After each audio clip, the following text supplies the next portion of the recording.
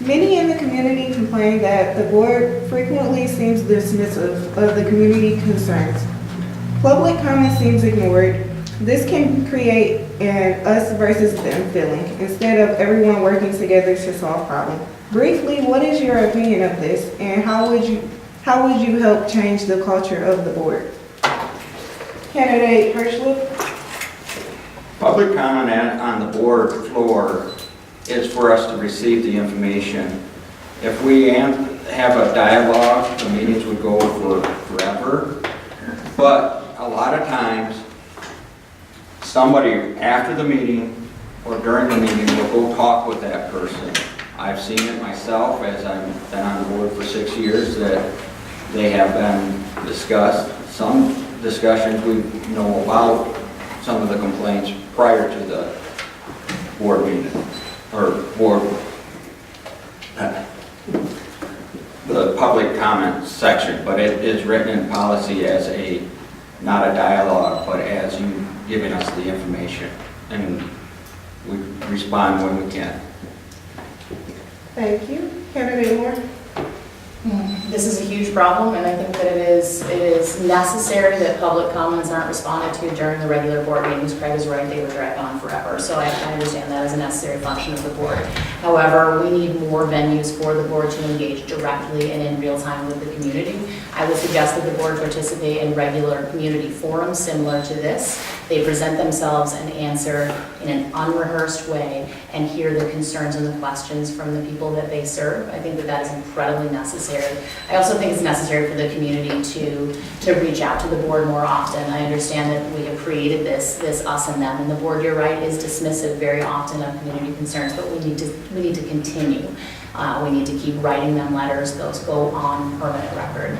Currently, the board does not receive very much correspondence, and it is not often that people even come and do take advantage of their 3 minutes to address the board.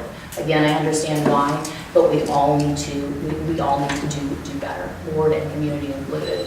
The board needs to listen. Thank you. Candidate Jackson. Yes, I agree with what Ms. Moore said.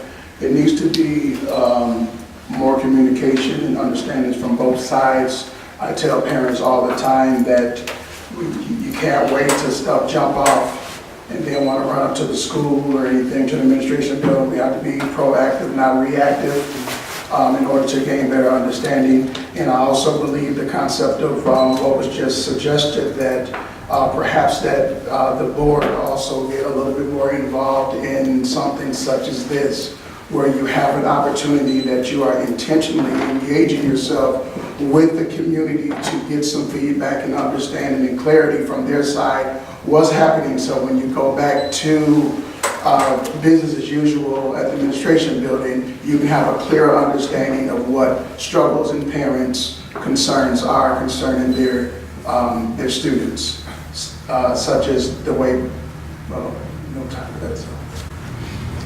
Candidate Morris.